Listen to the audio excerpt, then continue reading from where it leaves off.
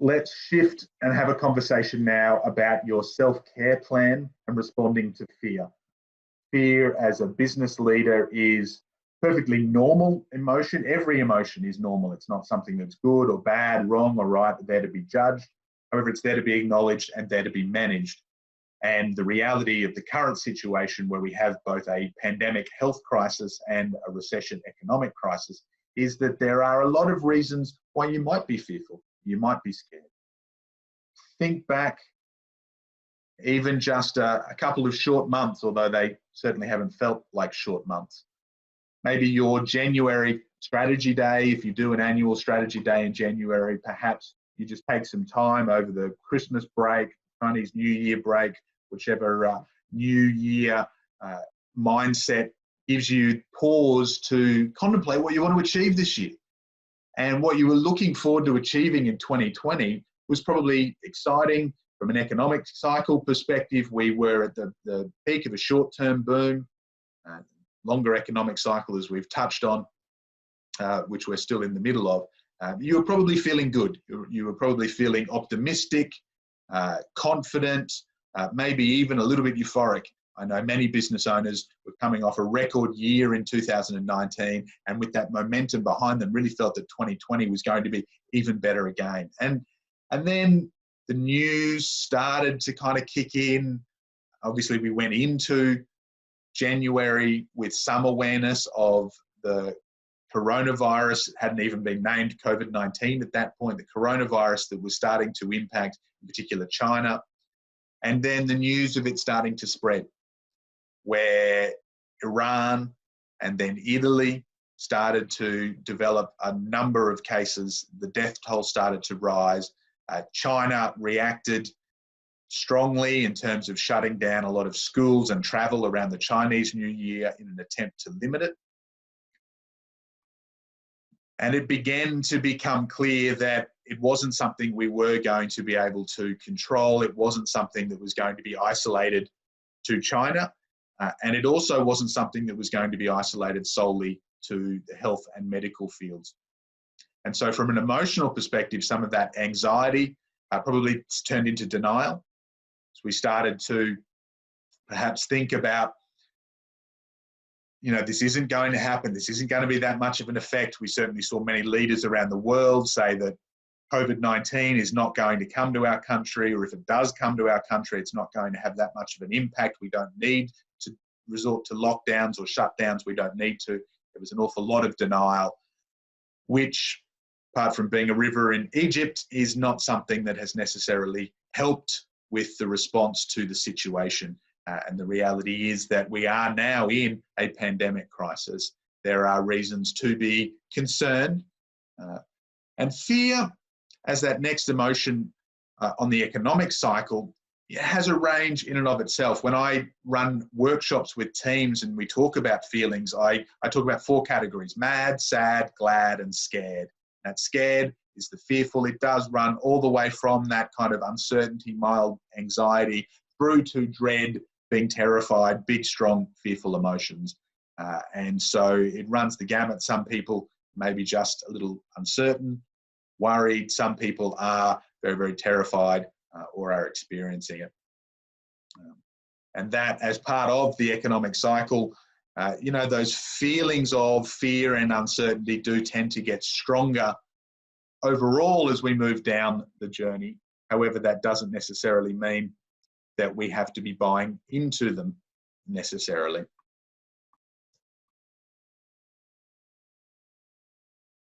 Fear can be healthy. So I want to talk, and some of you who watched the early videos in the series, may be aware that, I touched on this concept, the Triune Brain, in the very, very first webinar. And I also promised that, we'd be talking mum and dad economics, we'd be talking mum and dad neuroscience. So these are simplistic models for how our brain works, how the economy works. I've done those simplistically as opposed to trying to do a PhD level, because my focus, my care is about how do you implement these in your business. I'm not trying to make you a neuroscientist or an economist. I'm trying to give you some practical tips. And sometimes with the models we use, we need to simplify. 3 parts of the brain. This is the Triune Brain concept. We have the reptilian brain, where the fight, flight, or freeze instinct lives. We have the limbic brain, sometimes called the mammalian brain or the feeling brain. And then we have the neocortex, neo for new, being the newest development in our evolution.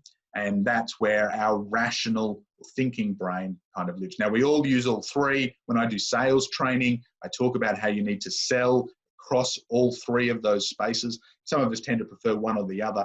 But when fear kicks in, it is usually first and foremost that reptilian brain, because that's often the first part of our brain to notice or to receive the information. And so it's the first that has a chance to react. And sometimes that reaction is necessary, is healthy. If a tiger jumps out of the bushes, you need to respond. You need to fight, flight, freeze, whichever it is that's going to give you the best chance of survival. It's not an analytical, let's think about what we need to do here. And so it does have an absolute place. Fear can save your life. And indeed, stress can be healthy. Sometimes called eustress, to distinguish it from distress.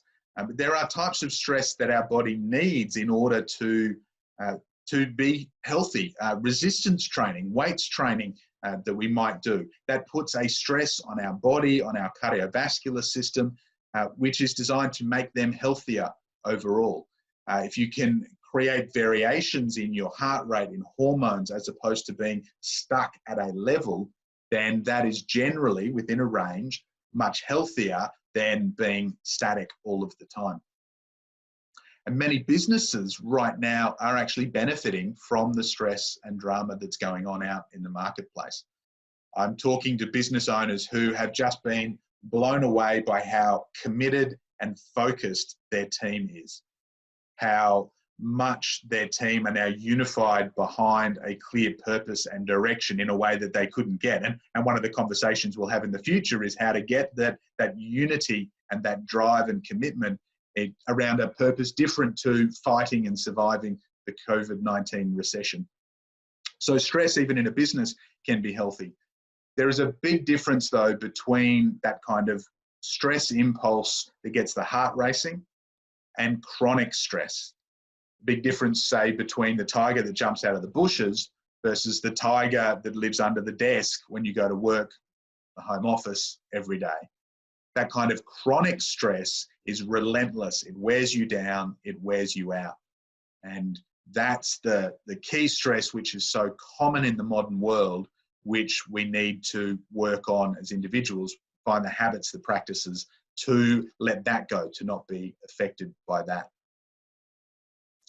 And being at effect is really a good way of describing the impact of fear on us. When we are feeling fearful, we're giving over our power to whatever it is that we are feeling fearful of. And that's going to have an impact on communication and decision-making, those 2 key leadership tools.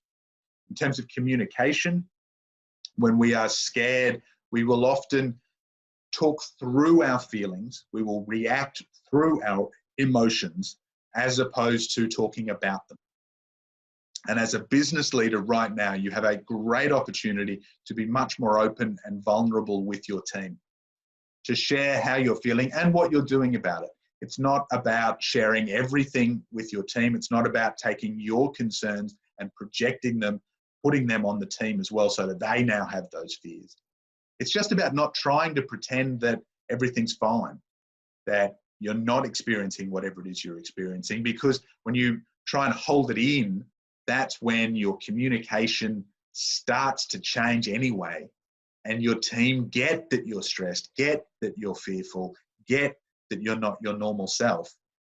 And because you're not talking openly about that, they will start worrying more about what's going on.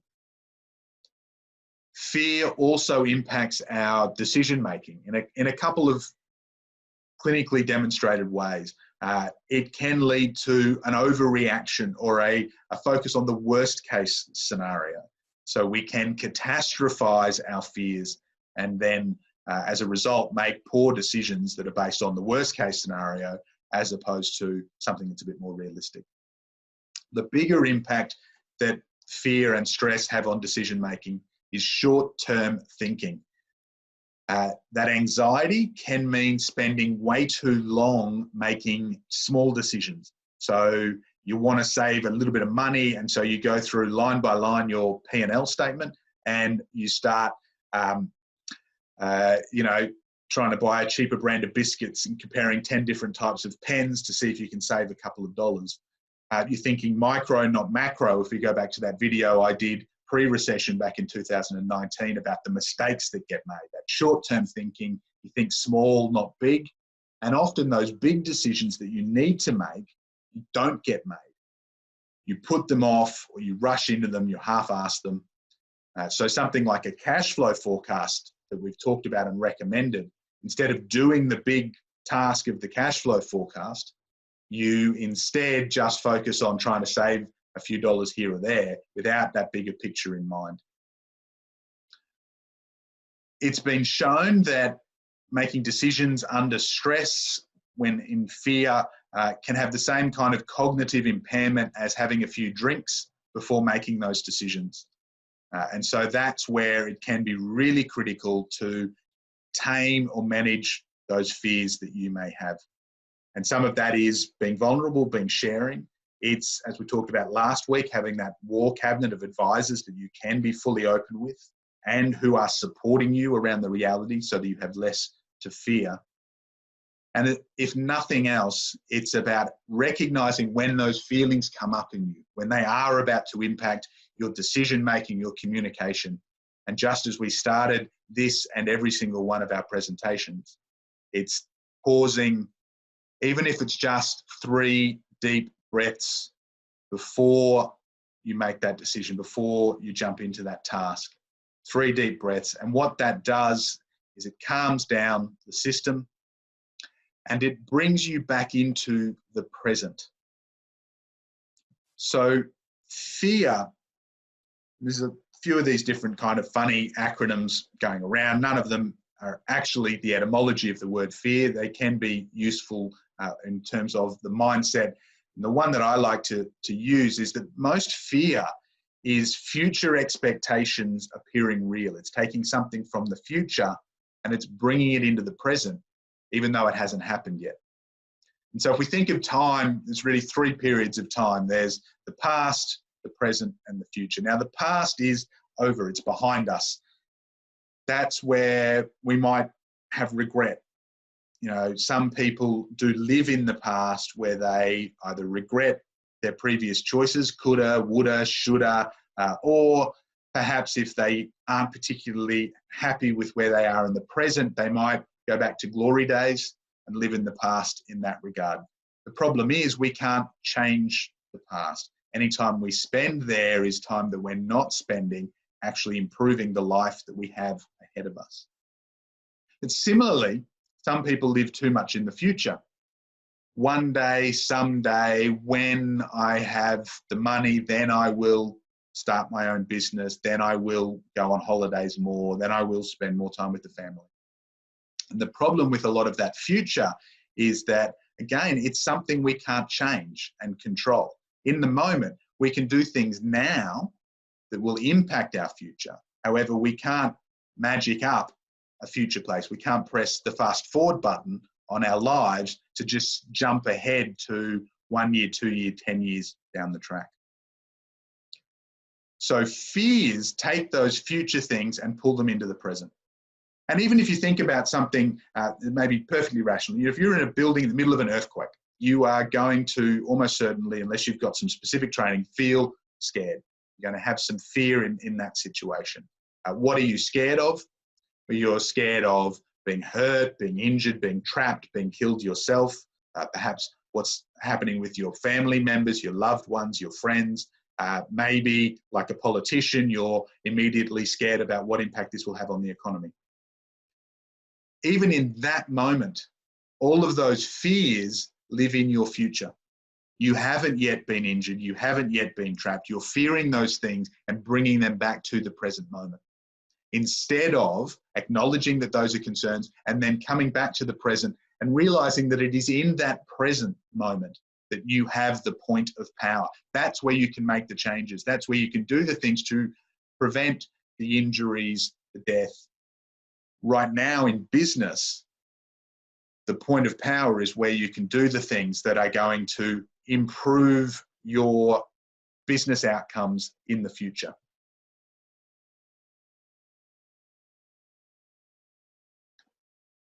So some key tools to help contextualize fear, and this is one of them. This is the point of power.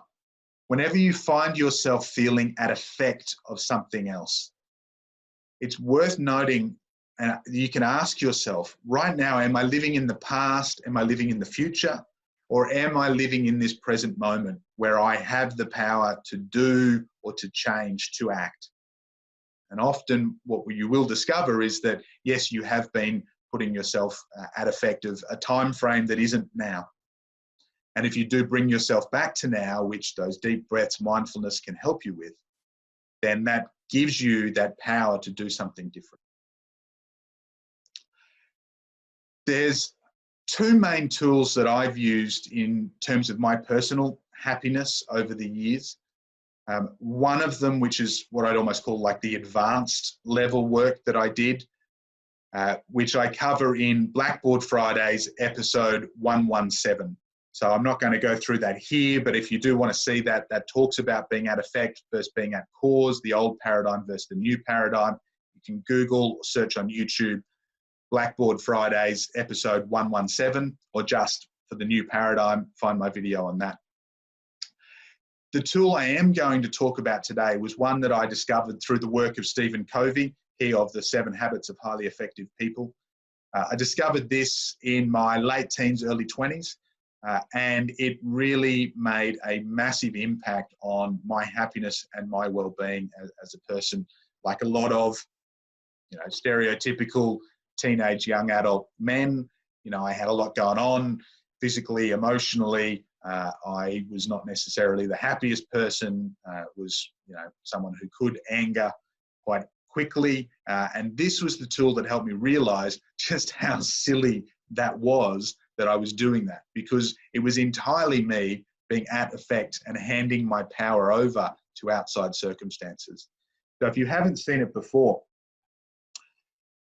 this model breaks down 3 different circles of impact that you can have. At the core is the circle of control. So these are the things that you can control entirely. So who you hang with, who you spend time with is something that is within your circle of control.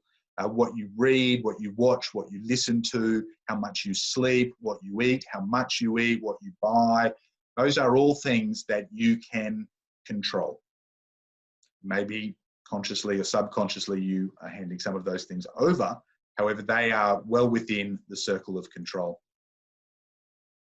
This one layer out is the circle of influence. So these are things that are not entirely within your ability to control, but over which you have a direct impact or influence. So the success of your business, your overall health, the success of your friends, your family, your clients. You can't guarantee the success of your business, your personal health. There are factors that are outside of your control. However, you do have a large impact on those areas of your life. And then the third one is the circle of concern. These are things that you don't have direct influence over, but which do impact you. So these are things like the economy, the news, a global pandemic, celebrity scandals, whatever you might be reading in the magazines this week. They're not things that you impact. However, you have a choice around how much they impact you. And if I could use a very, very simple example for me, perhaps, circle of control is, I can control whether or not I go for 3 runs this week. The circle of influence might be the football team that I play on and whether we win this week. I can't control that entirely. However, I can influence the outcome. And the circle of concern might be whether Manchester United, my football team that I support, wins this week. Obviously, they're not playing at the moment. So I can control whether I go for my runs. I can influence whether my football team wins this week. However, I can't directly influence whether Manchester United win this week. I can, however, choose the impact that their win or their loss might have on me. And this is where a lot of happiness and unhappiness kind of kicks in. And I thank the team at who have provided these graphics to really reinforce this point. Some people sit in that victim space. They live at effect of external circumstances. And so those three circles or zones for them start looking more and more like this. The circle of control is small. The circle of influence is small. The circle of concern, which is things that impact them, but they can't impact in return, is enormous. And that generally leads to unhappiness, because if that's how you're seeing the world, then you are living a life that's not you creating what it is that you want or choose. You're very much at effect, very much disempowered. And compare that to the other diagram, where that circle of control has been expanded, the circle of influence has been expanded, and the circle of concern on the outside has been shrunk. So this is the life of somebody who has gone, look, what are the things that I can directly control? So in my business right now, what are the things that I can control? I can have some impact on how I'm showing up. I can have an impact on how I'm communicating with the team, with my clients. I can control whether we stay open or don't. I can control the hours. I can control the prices that I ask of the market. I can look at my cash flow forecasts and control the spending of money, control how hard we're chasing the bringing of money in, control the products that we're offering and whether we need to change those. That in turn will impact what I'm influencing. So if I'm showing up positively, that's going to influence how my team feels. It's going to influence how my clients feel, whether they feel confident continuing to buy my products or services right now. So my influence can get larger. And then I'm going to look at those things that sit in the circle of concern. And this is what young Jacob did. He suddenly realized how much of the anger and unhappiness that was going on for me was coming from things that were in that circle of concern. The number one thing for me was stupid people. It was amazing how much people being stupid on television, on public transport, in life was impacting me. I can't influence stupid people on a current affair. The show wouldn't exist. I can influence how much that actually concerns me. And so I, recognizing that, cut a lot of those influences out. And similarly, in this circle, the business owner says, what are the things that may concern me, but I can't have an impact over? And news right now is a big one. It, to be honest, is always something that really you don't need to worry too much about. I do the weekly economic update here for this show, which, you know, we talk about a couple of snapshots. That's the only time each week I'm looking at things like, you know, coronavirus cases, what the stock markets are doing, some of those kind of things. And to be honest, I'm doing that so that we can share, so that we can have specific conversations about how that impacts our decisions, what we can control. I'm not doing it to kind of go, oh, wow, the markets are up, I'm feeling good. The markets are down, I'm feeling lousy, or any of those things. So in your business and in your life, what are the things that you can control? Control the controllables, manage what can be managed, and to be fair, let go of an attachment to the rest. And that is a key to happiness, not just through a pandemic and a recession, but ongoing. And you may have seen, I'll step out, I'm not going to walk through this, I will share this in the Facebook group. You may have seen this diagram going around on social media. It's, you know, how do you want to show up during COVID-19? And there's the fear zone, and there's the learning zone, and then the growth zone. And if you go through that in detail, what you will notice is how prevalent the word I is. So I have the power, I have control, I can choose. And when I'm choosing how I feel, when I'm choosing how to act, then I am learning, then I am growing. I'm not sitting in a space of fear. And you might recall, we talked a couple of episodes ago about the 3 ways that businesses will go during a recession. Some will dive, some will just survive, and some will thrive. And the key difference between those 3 is how they act, the decisions they make in terms of investments, most importantly, how they respond to their feelings. Are they ignoring them? Are they just reacting to them? Or have they got the tools to acknowledge, let go of the attachment?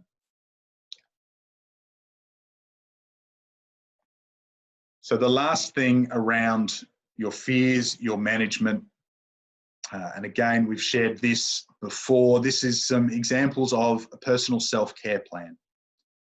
So what are some of the things that you can do every day, every week to look after yourself, to manage your energy, to acknowledge and support your feelings? And maybe it's not being able to go for a run or a horse ride or a surf like you used to. Maybe you've got to find some differences. I know for me, I'm benefiting from getting back into more regular meditations, even if they're just 1 minute, 3 minute kind of meditations, to just get into that presence, that point of power.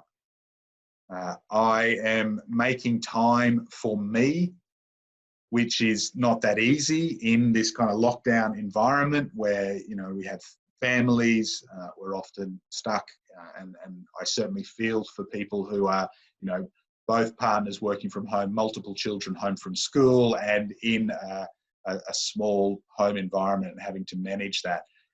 Setting some boundaries around being able to get some me time is critical for me as an introvert, critical for most of us as humans to have that. I'm making sure that I'm catching up on some movies. I'm running a business. I'm starting the Don't Waste a Good Recession business. I'm not having an enormous amount of time like some people have, for better or for worse, but I'm proactively doing movies because that's one of my great passions. It's something that keeps me satisfied. This Easter, I'm taking the full long weekend off. I'm having a holiday at the end of the month, which was supposed to be in Portugal. It's going to be at home. It's still going to be some time off work. I'm trying to read books instead of my phone to get off some of the technology. And I don't exercise very much. The example about playing on a football team and going for a run isn't actually real. You can't outrun a bad diet, so I'm not even trying.